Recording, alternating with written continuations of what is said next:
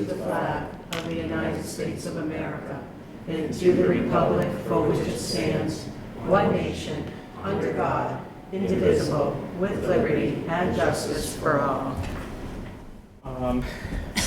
So tonight, for our moment of silence, somebody's conspicuously absent and sitting to the left of me, excuse me. And so I can't think of a better way to think about Mary and her commitments to this community, her commitment to this board. Than just a poem by Robert Frost, which is "Nothing Gold Can Stay." Excuse me. Nature's first green is gold.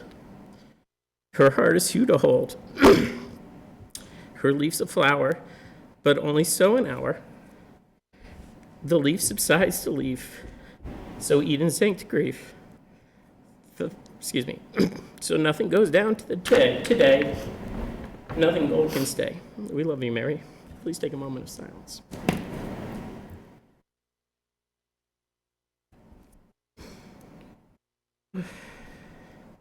Thank you. Beautiful.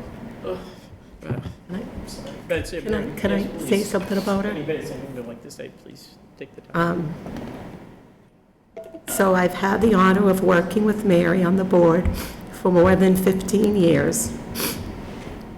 Her sense of duty and her public service were a sparkling example of true citizenship.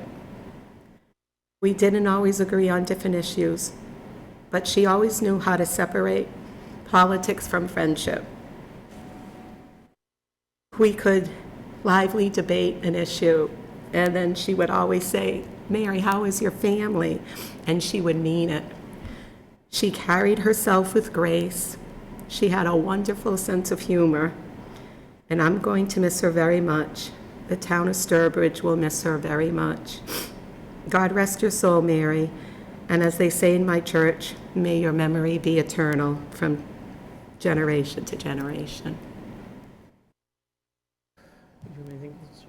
I just want to offer my condolences to the Blanchard family. I've sat on this board now for 8 years with Mary, and when I first sat on, I'd never sat on a board or a committee, and Mary showed me how to vote. She really took me under her wing. She was such a kind person, and Sturbridge owes her a great deal of thanks. I mean, her commitment to civil service and to helping people was really unwavering, and I just really want to offer my condolences to the family and thank Mary for everything. I also want to thank Mary for her commitment to this town, from starting as a teacher and everything that she did for this community. And like Mary said, we may not always agree on everything, but at least we could agree to disagree. And I sincerely offer my condolences to the Blanchard family. Thank you. And may I say, Mary has been a pleasure to work with. She was chair of the board when I was hired.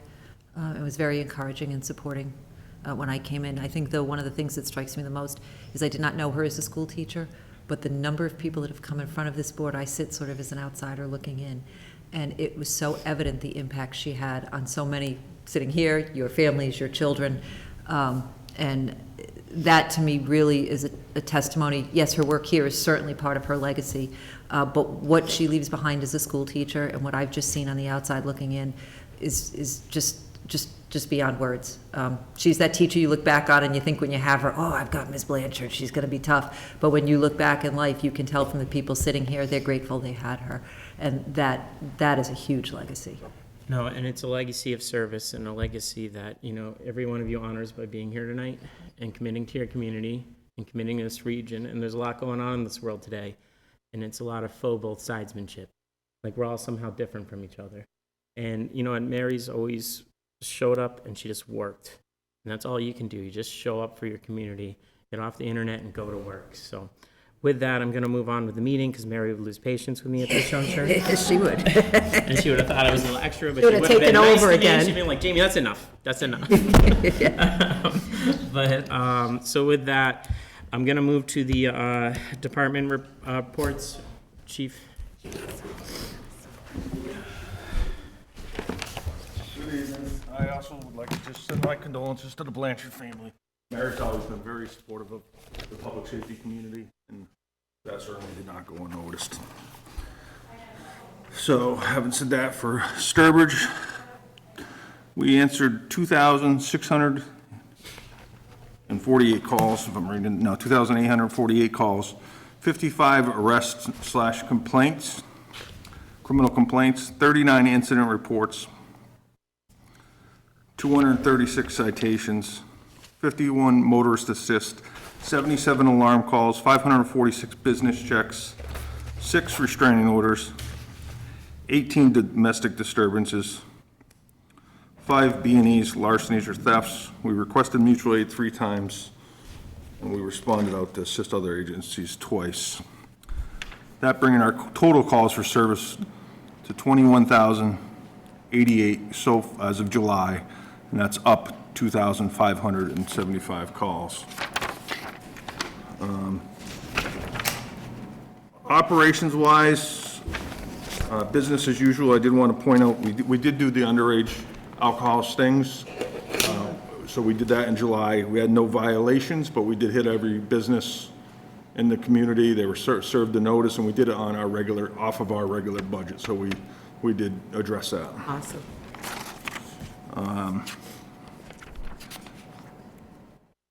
Installed 12 child safety seats for residents.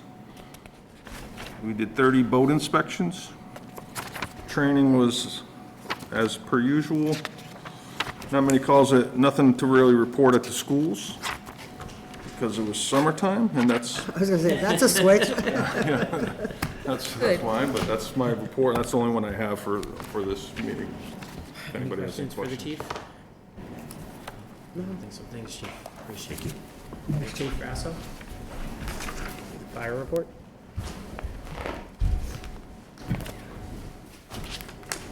I'd also like to offer my condolences to Charlie and the Blanchard family. Mary was the chair when I was appointed chief nearly 10 years ago, so she's had a big impact on my career here. Thoughts and prayers to their entire family. You have my reports for July and August. The big items of note were the public house fire. My people, along with all of the mutual aid people, did a wonderful job, a fantastic job stopping that fire. That could have been a terrible tragedy, and the firefighters that were there that day really saved that building. We also had a small fire at 9 Snell Street, which was a kitchen fire that was also put out very quickly and saved that building. The only other thing of note I wanted to mention is the fire department, along with the police department, recently completed a Maya driver's safety course. We had a simulator brought in. A lot of the guys in my department were a little leery about doing it, but when they came off, it was like they got off a carnival ride and they wanted to do it again. So thanks to Francis for setting that up and jumping through all the hoops for us. The guys really appreciated it. So, any questions? No, thanks. Thank you. Bill?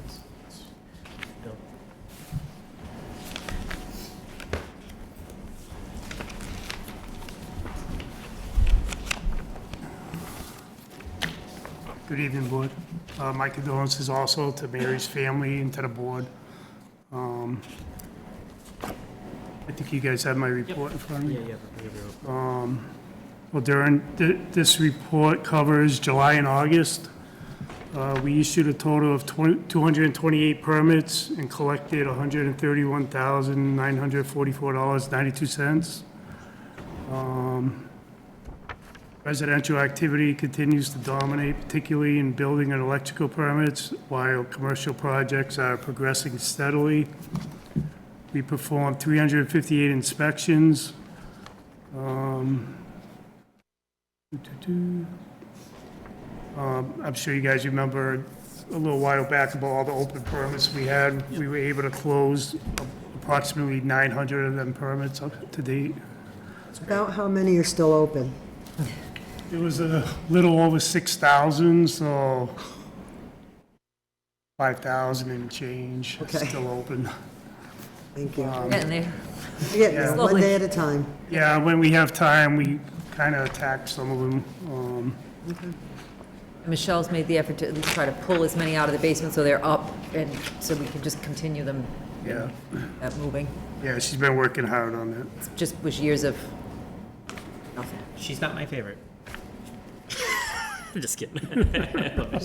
Hey, Poor Michelle, she just got dissed. He just gets beat up, huh? no, he sneaks them in there. All right, go ahead, Bill, sorry. Sorry. No, I lost track.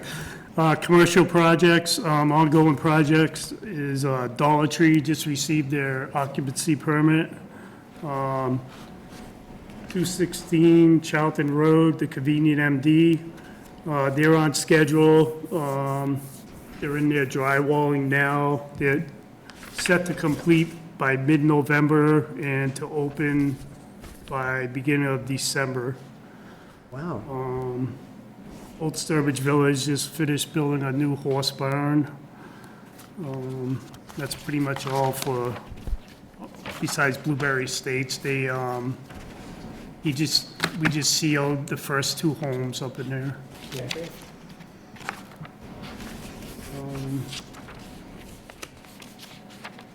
Been working on the 110 inspections. All the schools have been inspected. Working with Lieutenant Ash on them, on all the 110s. So we had a resident come in about, on page 3, the swimming pool article, the swimming pool bylaw, Article 49. Robin and Francis did some research, and it showed that in 1967, it passed a town meeting, that all swimming pools 18 inches or more would require a fence around them. We had a resident come in that's pretty passionate about this bylaw, and when you read through it, which should be on your last page, it gives authority to the Board of Selectmen to enforce this. So one of the challenges with it is that there's state law on this, which we obviously comply with. But this particular bylaw, the 18 inches, almost makes it very challenging to enforce. So that's like people who have little inflatable pools would theoretically have to have a fence up for a kiddie pool. You know, do we want to do that? Do we want to look at updating this bylaw and modernizing it a little bit? Or just leave it as is and Bill enforces as he gets notice or sees?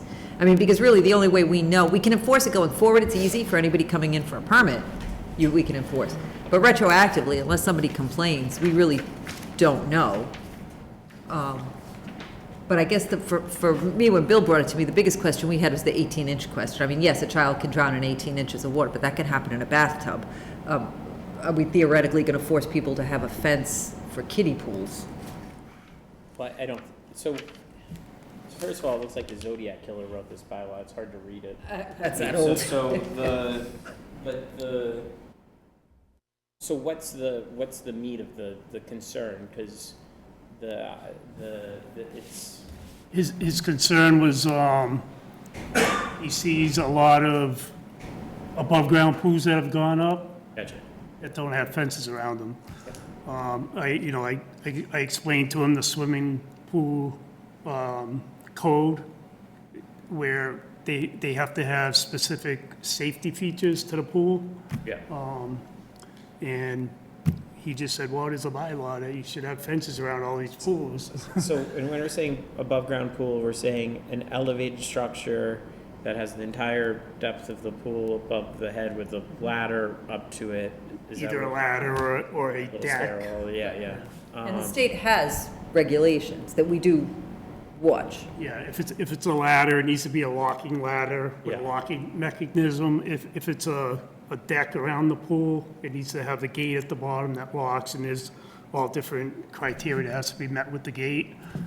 But he's been in several times, and And I because just, this policy specifically references the Board of Selectmen, from the enforcement standpoint, we kind of have to bring it to you.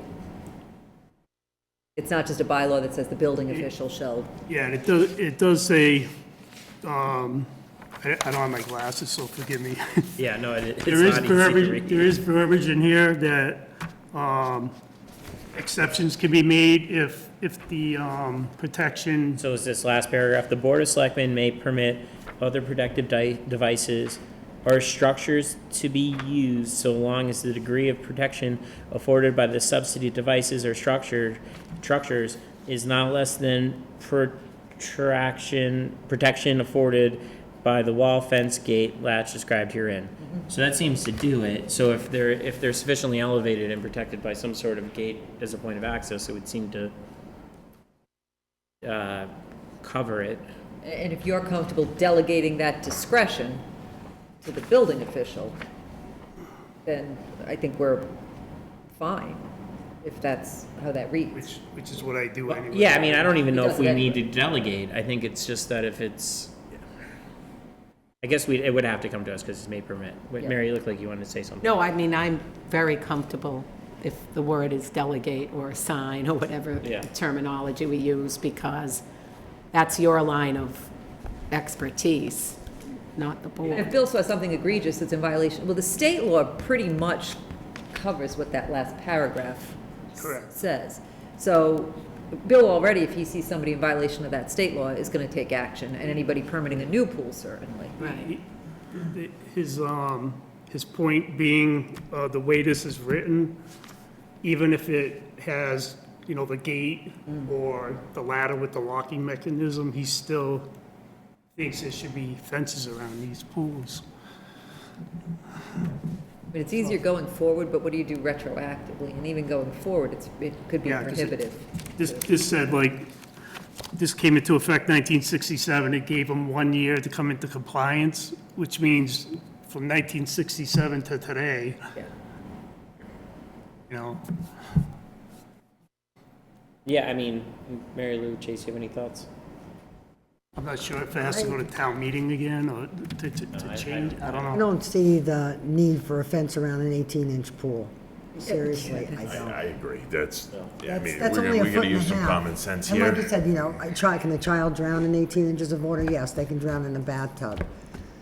I think if you are comfortable that that paragraph that the chair read covers alternatives to a full fence, if you feel comfortable that that paragraph covers that, then I think we're fine, because it does give the board that authority to have discretion. Well, I mean, honestly, I think at this point, I don't know what the rest of the board thinks, but we've been doing it, we haven't been in, this would read, I can understand what the person is saying, that it would read to be that it's a little bit more of a specific utilization of power, but we haven't been doing it since the 60s. If there's something that comes up that you think triggers it going forward, I think bring it up and then we take it on an ad hoc basis.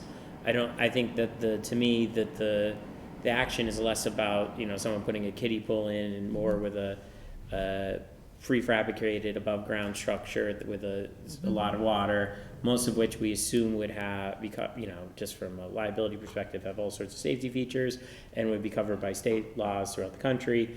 But if something comes up that it seems to be close enough to exercise it, I think you escalate it as appropriate, Bill. Okay. Is everybody fine with that? Yeah. Thank you. Okay. Thanks, Bill. Thanks, Bill. Thank you. Okay, Robin. I don't have anything additional to update. We have, obviously, I updated some information on the regional dispatch that I forwarded your way. We've been working predominantly on that. Just for the public's information, we do have our scarecrow contest coming up, house decorating and all those good Halloween things. So please check on Recreation's website, the town's website. On a happier note than some of the stuff we've been dealing with and hearing, we still do have a beautiful sense of community, and let's celebrate that a little bit. So that's about all I've got today. Okay. Okay, we're moving to action items, starting with action item A, which is consideration and possible action on approval of a permit for a 5K road race for Old Sturbridge Academy, Sunday, November 9th, 2025, from 8 to 10 a.m. This is nothing all that earth shattering. I believe they've had everything signed off, Francis? Yeah, the chief's agreed. Yep. We were comfortable with it. No concerns on our end. Any questions from the board? They've done this before. This You is running it? Several Are you years. doing it, Mary? I'm probably not going to, but good luck to them. Okay. Anything else? Or do we have a motion? I'll make a motion to approve the permit for a 5K road race for Old Sturbridge Academy, Sunday, November 9th, 2025, from 8 a.m. till 10 a.m. Second that. All those in favor? Great, the ayes have it. Moving on, consideration and possible action on the appointment of Stephen Sandberg of production coordinating public access television, 20 hours per week at $32.07 per hour, step 7. So I first of all have got to thank Stephen because he stepped in tremendously when Bruce became ill, and then since Bruce's subsequent retirement. Prior to that, obviously, he'd been doing great work. I'd heard nothing but positive from Bruce about the work. Bruce had talked to me about the reduction of hours for the position and the need for it to not be a 35-hour position, because the real issue is on nights where we have multiple meetings. So it wouldn't matter if the person's 35 hours or 20 hours, we still need part-time people to do the multiple nights. So I deferred to what he believed would be an appropriate number of hours to be able to do the job and do it well. I trust his judgment on that. And again, I have to pass along my thanks. Bruce gave his highest recommendation for him to take this, for Stephen to take this position, and I can't think of anybody better to listen to. In this case, out of the blue, Bruce, I will tell you the truth, Bruce solicited me and said, Robin, this is the way you need to go. So we will go this way for now. We are talking about different, and we've had some discussions on different options in the future of cable access. As people start unplugging cable, what do we do? Do we provide streaming? Do we use the YouTube channel more? And so we look forward on more discussions on that and making sure public access stays just as strong even as the nature of cable and cable subscriptions change.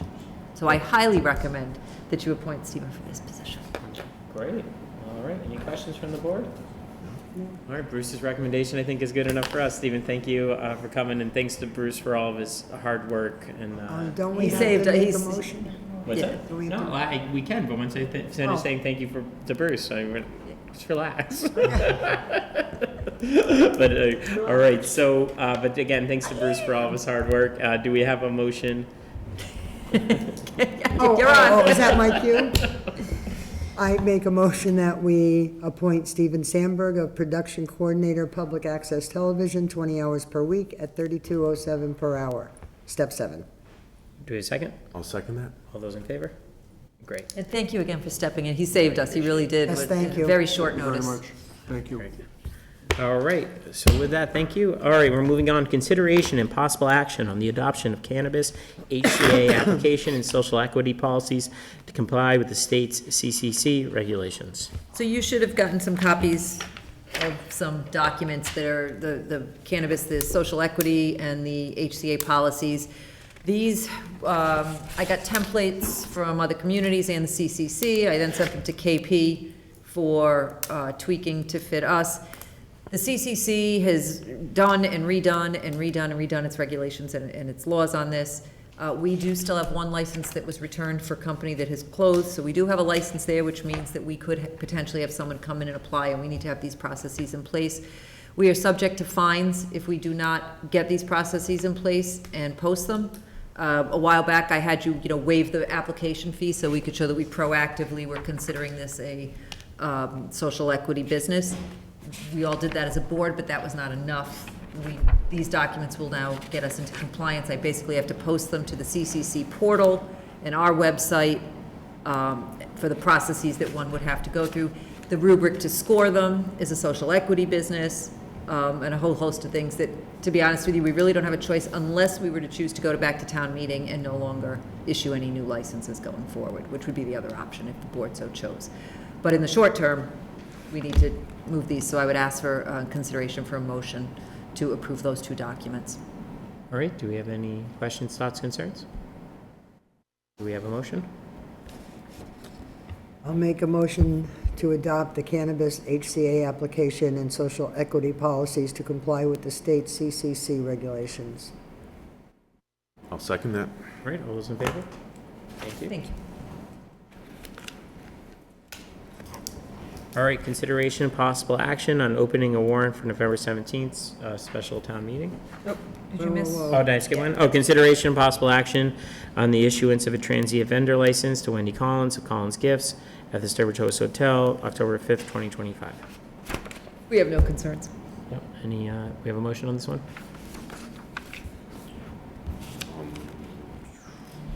Make a okay. No, I'll go. make a motion to issue the transient vendor license to Wendy Collins of Collins Gifts at the Sturbridge Host Hotel, October 5th, 2025. All right, do we have a second? Second. Those in favor? Great. Okay, now consideration and possible action on opening the warrant for November 17th, 2025, special town meeting. These are just placeholders right now that I know will likely be on. There may be more added, certainly, but I just have to get the warrant opened. Okay, do we have a motion to open the warrant? I'll make a motion to open the warrant for November 17, 2025, special town meeting. Do we have a second? Second. All those in favor? Great. Okay, moving on. Consideration and possible action on the reappointment of Hugh Brower to the Open Space Committee for a term to expire November 16th, 2028. Do we have a motion to reappoint Mr. Brower? So moved. Do we have a second? Second. All those in favor? Great. All right, consideration possible action on the appointment of Nicholas Gravel to the Conservation Commission for a term to expire November 15th, 2028.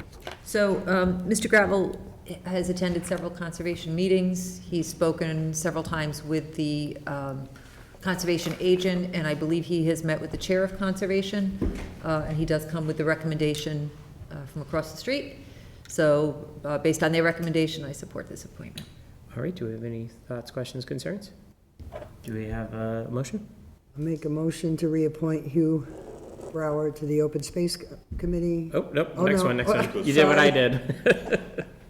Make a motion to appoint Nicholas Gravel to the Conservation Commission for a term to expire September 15, 2028. Do we have a second? Second. All those in favor? Great. All right, moving into H, consideration and possible action on appointing an alternate board member to the Southwest Subregion of the Central Mass Metropolitan Planning Organization. Okay, Do we have someone in mind? yeah, I don't know. No, so it's an alternate position. So it's, yeah, so what's explain it for the people at home, just so we know what they, Yep, so the MPPO deals with federal funds that come through as it says, Worcester and 39 communities, so basically the Worcester area. And I sit on some of their meetings. They work a lot with CMRPC, and a lot of is how projects are going to come down from some of those federal funds. They're reaching out, it says, to determine if any select board member is interested in becoming an alternate. So basically, just to have a little bit of voice on what happens with these federal funds. I mean, it's not a bad thing, but it's only an alternate position at this point. If any of you had the time, it's probably not a bad thing. I don't think it's critical. We monitor it anyway, but if there was someone who was interested in monitoring these federal funds coming down, it's just a call for communities. I don't have the capacity for this. Does anybody else want to take Do a? they meet during the day or at night? I believe most of them are late afternoon, like 4 or 5 o'clock kind of thing. If it's an alternate position and it's not going to be too much, I'll. Okay, I'll Sure. submit your name and see if we still, okay. Yeah, I mean, they won't probably support it. What's that? We'll submit it at the same. We'll submit Yeah, it. they don't take attendance, right? Yeah. Not for us. All right, thanks, Chase. Okay, so then moving on, consideration and possible action to join the Central Massachusetts Regional Emergency Communication Center District, presently consisting of the towns of listed, and this is a continuation of our conversation from previous weeks. Okay, so Robin, you sent us an email. Yep, so you had asked for KP to review it. I had already heard that KP had been the reviewing body for it originally. Jonathan Eichman doesn't have a record of that, and the person that originally reviewed it from KP no longer works there, so it may have been a verbal discussion. Jonathan did send back a lot of relatively non-substantive recommendations on language. The problem is we signed the same agreement, there's a signatory page with all towns. I asked Michael Moriarty if they could make those changes. He said basically they would go to the board to make changes because it's one agreement. Sure. I didn't see anything in there that certainly gave me pause. They are working to get some commitment to, if we can't get on till 27, to shore up some of our areas where we are a little weak on coverage, the areas of concern we've spoken about, that they are trying to get a mid-year grant to see if they could do that immediately. They just don't have a commitment yet on a mid-year grant for it, but as soon as their next round of grant funding would come, even if we're not fully on yet, it sounds like they would do it then. It's just a matter of a mid-year grant. If they do not, we will, if we do not go that direction, regardless, I am going to have to go to town meeting and get that money out of our own coffers, because we're not going to leave that the way it is. But either way, they are going to try to get it done as soon as they possibly can. They understand the importance of it. It was just a matter of getting a commitment from the state on mid-year money, I believe. That's exactly. Yeah, and we would have we were going to have it delayed too, because I have to get money transferred, obviously, because we're talking about $130,000 maybe as a Band-Aid. That all being said, when I asked Jonathan again about, did you review this agreement at all or not, he did come back and say they did review it for Spencer, but I think you saw my last email, but he said they didn't ask me to do it in that much detail, but they did look it over and did review Spencer's agreement. So I think I sent that in that last email follow-up that you had. So that's kind of where we're at. There's really no new information other than those few questions that I think were still outstanding. Okay. Okay, so I'm very pleased to hear this, because I know I had some reservations, but I'm on board so that we can get our radio coverage up to par. Thank you. But I was concerned, because when I read this, it said that they were going to conduct a district-wide radio analysis of all member systems once everybody's on board, and if there's gaps, that can't be solved. And I'm thinking, we're not going to have to wait for this district-wide assessment, right? Because we already know that we have areas where there are gaps. They know that one of those particular gaps we have is a high priority. Right, so they're going to move on that before this district-wide analysis, is that correct? Yes. Okay, can that get in writing? We have emails back and forth, they just can't commit to a specific time, I don't think, because of the grant. Yeah, so the only thing that the regional center is saying is, the money comes from the state. They're working with the state to try and secure the money mid-year. Okay. The alternative to that is March is the grant deadline, the grant application deadline. We'd have to wait until that time to be able to move forward with this patch. Okay, but the commitment is there from the regional center right now to address this? The regional center said they will do whatever they can to help us in the Okay. interim, yes. Okay, so we're not going to wait for this whole analysis later? No, I Correct, think they're that's a already large- aware of that yeah. issue. They're Yeah. already aware of that issue. Okay, because that's what it says right here. On the general scope of what they do. You know, so yeah. I wanted it to be addressed specifically to Sturbridge's needs, and that is going to be done, right? Because otherwise, I think that we need to... That's how those emails read to me, that Yeah. one particular, there is one. Right, we're yeah. all on the same page Yeah. in that. And that area is of high priority, and I will continue, and I would continue as a representative on that board to push that, you know, once, if we go that route, to ensure that that gets followed up. We all are committed to that. Because like I said, if not, we'll find the money to just patch it. But Right, that's so- not what we really want. So let's assume we get, what is the time frame? I guess? Let's assume we're able to apply mid-year and not wait till March. Educate me on how quickly something like this will happen. I haven't dealt with state 911 in that capacity, so I can't really speak intelligently about it. I would imagine there's not going to be an open application period. I think they're going to find the money if they can to support this and help us.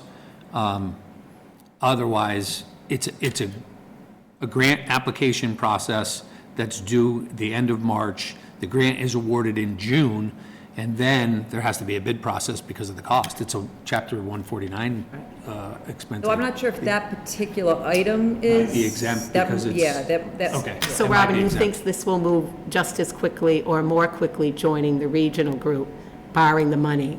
I'm hoping just as quickly, because at best I could do is put it on town meeting in November, and maybe December if I got very lucky, and I'd still have to go through some procurement process. I just don't know if it's a construction process for that one particular item that they need, that piece of technology. We'd have to find out I if don't that know. is an exemption. So I would be for it. looking at least December or January anyway. So if, if we join. 6 months. Yeah. There's probably a Realistically, 6-month It's gonna take difference. about 6 months. And that would be with our money. And so, and about the same, if they got the mid-year, they're probably gonna be 3, 4, 5 months. If they don't get the mid-year, it's gonna be more, probably like 8 or 9, 10 months. It all sounds rather dependent on what the state's processing time. It's such small money that I really hope that if we point out to the state the depth of the concern, and I think they are aware of the concern, and the central regional, certainly, he seems very receptive to helping us with this. He understands the critical importance.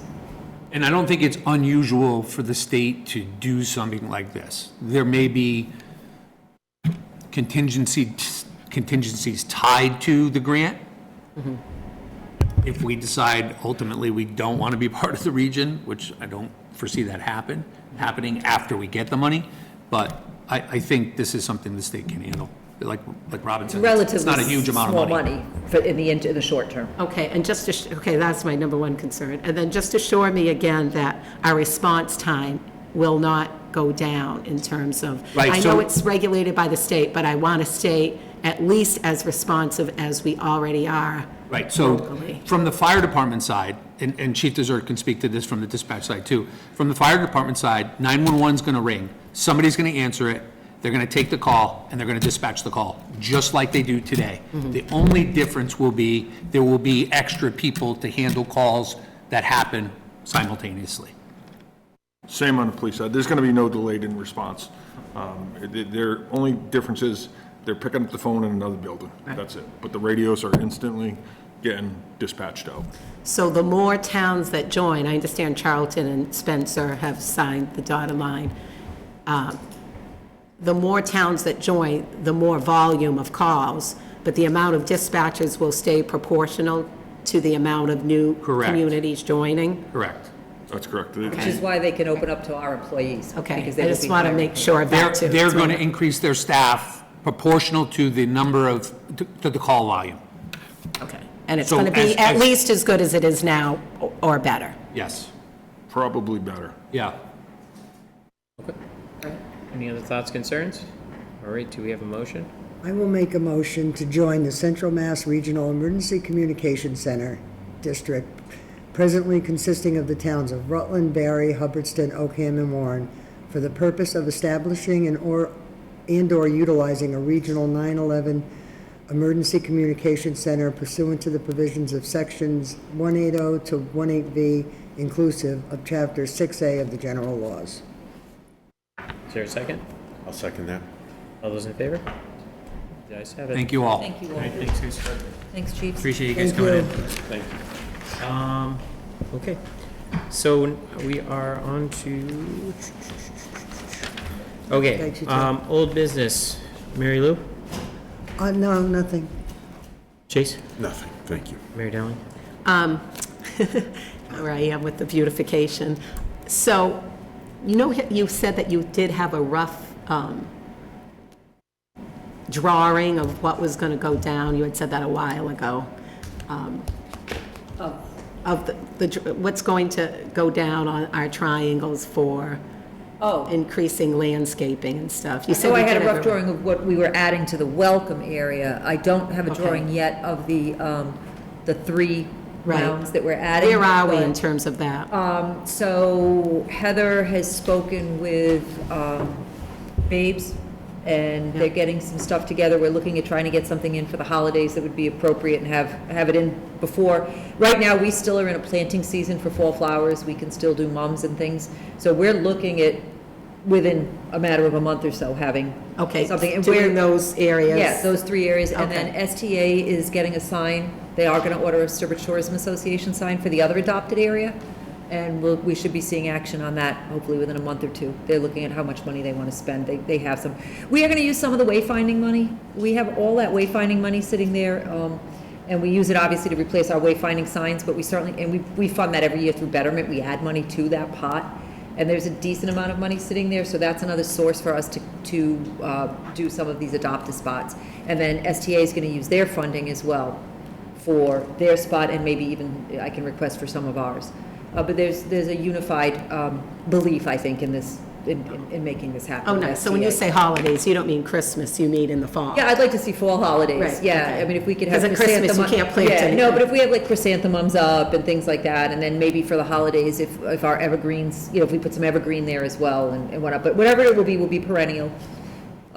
So we're not repeating the quest, obviously. And on that note, I also want to thank you and the DPW for coordinating with the state to get rid of the weeds on the sidewalks, and most of it in the median strip. Thank you. But I hope that we can keep it up instead of playing catch-up. So, that's it. Thank you. Yeah, and on that note, we should probably try to do, one good rule of thumb for the weeds might be the flea market in Brookfield. Every flea market, let's try to have a clean. Yeah, it's probably a good measure, then we know it was Yeah, 3 times but at the least growing we- season. Yeah, and then people coming through on 20. Right. It probably is a way to give us good legs with DOT as well, to say, Yeah, it's listen, serving multiple yeah, communities. you got a lot of communities, Yeah, everybody so benefits. I think that's a good, Yeah, it's not a bad benchmark. okay, so that's that. I have no old business, new business. Mary Lou, Chase? Nothing. Mary Down? Okay. Correspondence, I don't think we have any. And then we are going to, I did have one, and oh, sure.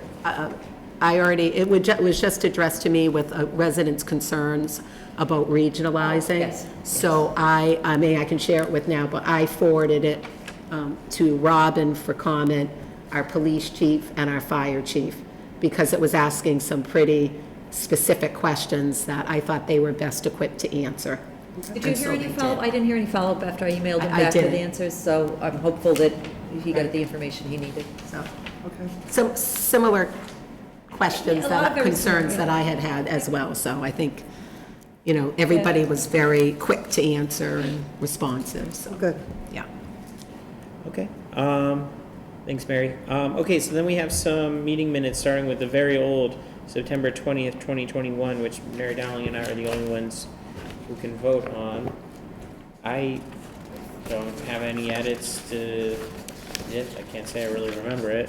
God rest her soul, if there was grammar to be corrected, this person would have done it. Comfortable about that, yeah. So I guess we can do it out of necessity, right, Jamie? 'Cause- Yeah, I guess so. I'll make a motion to approve the September 20th, 2021 meeting minutes. I'll second. All those in favor? And then, no, Chase, you can't. 2 abstentions. Whoops. 2 in favor, 2 abstentions. And if I could, I just want to take a second and thank Elisa. She's been working with Francis on catching these very old ones up. And so thanks to Francis and Elisa for this. We're very grateful that these are finally 43 and 45 years later. No, I appreciate that. Okay, moving to the March 31st, Yeah, vote on any of 2022 meeting minutes, which just Chase, Mary Dowling, and I can vote on. Any edits? If not, hearing none, I will make a motion to approve the March 31st, 2022 minutes as written. Do we have a second? Second. All those in favor? With 1 abstention.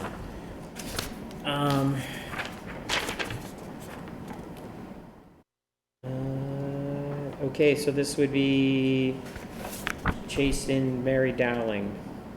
Yep. All right. I don't have any edits from this, so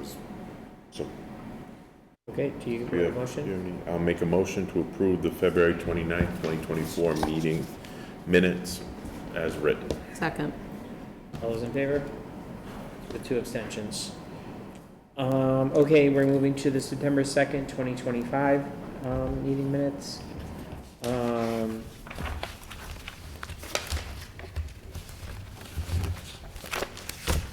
Any edits? Francis, if we can make the font a little larger on these, I have a hard time reading at this size at this time of the day. You're too young for those Young, I was problems. just going to say his eyes are too young for I that. bet I do complete. more pages than everybody in the Yes, he does. So, I have no edits. Any edits? None. All right, I'll make a motion to approve the September 2nd, 2025 minutes. Second. Okay. All those in favor? Great. All right. And then last, I think we were at, this is my numbers. MG, you can do it. It's Citizens Forum. Seeing no one, we're moving to executive session. Mary, if you would. Moving to go into executive session pursuant to Mass General Laws, Chapter 30A, Section 18-25, subsection A3, to discuss strategy with respect to collective bargaining or litigation. If an open meeting may have a detrimental effect on the government's bargaining or litigating position, and the chair so declares. So declared. Mary Lou, how do you vote? Yes. Chase? Yes. Mary Dowling? Yes, and not to reconvene in open Oh, session. and not to reconvene in open session. Mary Lou? Yes. Chase? Yes. Mary Dowling? Yes. Jamie Goodwin? Yes. Okay, so we're now in executive session.